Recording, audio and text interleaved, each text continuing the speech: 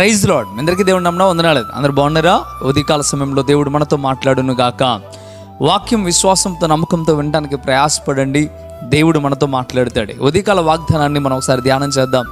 చూడండి, యోహాను సువార్త 15వ అధ్యాయం 7వ వచనంలో మనం ధ్యానం చేయగలిగితే అక్కడ రాయబడి ఉంది, మీకేది ఇష్టమో అడుగుడి, అది మీకు అనుగ్రహించబడును అని చెప్పడం దేవుడు ప్రారంభిస్తున్నాడు. మీకు ఏది ఇష్టమో అది అడగండి, మీకు అనుగ్రహిస్తాను అని దేవుడు చెప్పడం ప్రారంభిస్తూ ఉన్నాడు. మనకు లోకంలో ఉన్నవి చాలా వరకు ఇష్టం.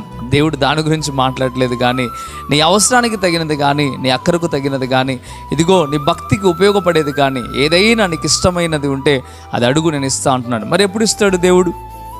ఎప్పుడు మనకు అనుగ్రహిస్తాడు? చాలామందికి అన్నీ చాలా వరకు ఇష్టం, అది కావాలి ఇది కావాలని చాలా ఆశలు కలిగి ఉంటాం. కానీ ఆశ నెరవేర్చబడాలంటే మనం ఏం చేయాలి అంటే అక్కడే రాస్తూ ఉన్నాడు 7వ వచనం ప్రారంభంలో, నా యందు మీరును మీ యందు నా మాటలను నిలిచి ఉన్న ఎడలా అంటున్నాడు. నా యందు మీరు, అలాగే మీ యందు నా మాటలు నిలిచి ఉండాలి. మీరు నాలో ఉండండి అని మొట్టమొదటిగా చెప్పడం ప్రారంభిస్తున్నాడు. మనము దేవునిలో ఉండగలిగితే, దేవుని యందు విశ్వాసముతో నమ్మకంతో ఉండగలిగితే, అంతేకాకుండా మన యందు ఆయన మాటలు ఉండాలి. అంటే ఆయన వాక్యము మనలో ఉండాలి. ఎప్పుడైతే ఆయన వాక్యం మనలో ఉంటుందో, మనము ఆయనలో ఉంటామో, అప్పుడు మనం ఏది అడిగినా ఆయన ఇవ్వడానికి సిద్ధపడుతూ ఉన్నాడు.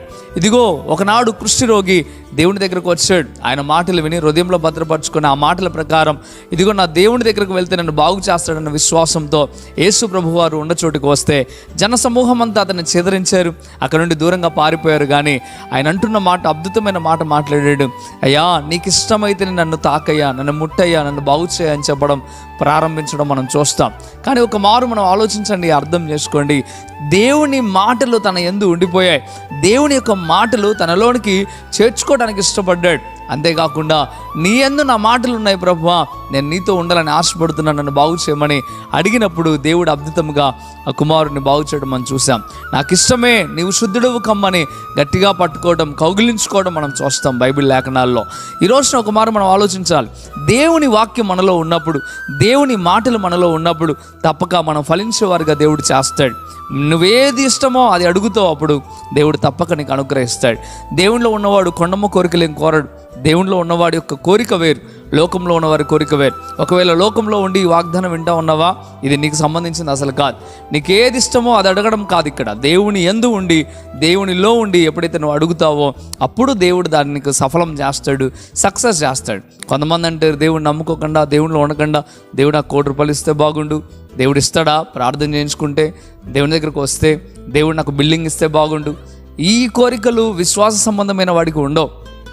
దేవునిలో ఎలాగ ఉండాలో, అనుదినమైన ఆహారం విషయంలో కానీ, ఇదిగో ఎలాంటి పరిస్థితుల్లో కానీ, వీటన్నిటిని బట్టి ఆలోచించి ప్రతిదీ కూడా నేర్చుకోవడం మనం చూస్తాం. కానీ ఒక మారు మనం ఆలోచించాలా, దేవుని మాటలు మీ అందుంటే తప్పక దేవుడు మీ పక్షమున ఉండి మీ కోరిక నెరవేరుస్తాడు. అందుకే అంటున్నాడు కదా, ఆఖరిగా మరొకసారి చదువుతున్నాను ఆ వాగ్దానాన్ని, నా యందు మీరును మీ యందు నా మాటలు నిలిచిన ఎడల, ఇదిగో మీకు ఏది ఇష్టమో అడుగుడి, అది మీకు అనుగ్రహించబడును. దేవుడు అనుగ్రహిస్తాడు.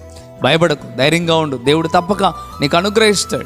నీ స్థితిగతిని మార్చబోతూ ఉన్నాడు, నీ పరిస్థితులను మార్చబోతూ ఉన్నాడు. ఆయన నీ యొక్క పరిస్థితులన్నింటినీ మార్చి గొప్ప స్థాయికి దేవుడు చేర్చబోతూ ఉన్నాడు. కనుక విశ్వాసంతో నమ్మకంతో ఎదురుచూడు. ప్రభు ఈ వాగ్దానం నీ జీవితంలో ఫలించాలని నేను కోరుకుంటున్నా. మీరు కూడా కోరుకున్నట్లయితే ప్రార్థనలోకి భవించండి.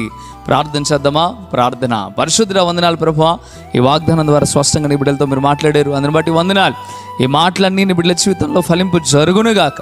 ప్రభు వాగ్దానం ప్రకారం నడిచి ముందు కొనసాగుటకు సహాయము దయచమని, బలపరిచి స్థిరపరచమని, మేలుతో నింపమని. అయ్యా, వారి కుటుంబాలను దీవించండి, వారి స్థితిగతులను దీవించండి, వారి పరిస్థితులన్నీ చక్కబెట్టమని బ్రతిమలాడుతూ ఉన్నాను. మీరే అయా నీ అందు విశ్వాసం గల వారి పట్ల, ఈ వాక్యాన్ని వినే వారి పట్ల మేలు చేస్తాం మీరు చెప్పారు. అటువంటి మేలు నీ బిడ్డలకు కలుగును గాక. అయా, ఈ వాగ్దానం నెరవేర్పు కలుగుచేయమని యేసే నామంలో మిక్కిలి బతిమలాడి పెట్టుకుంటున్నాము తండ్రి. ఆమేన్, ఆమేన్.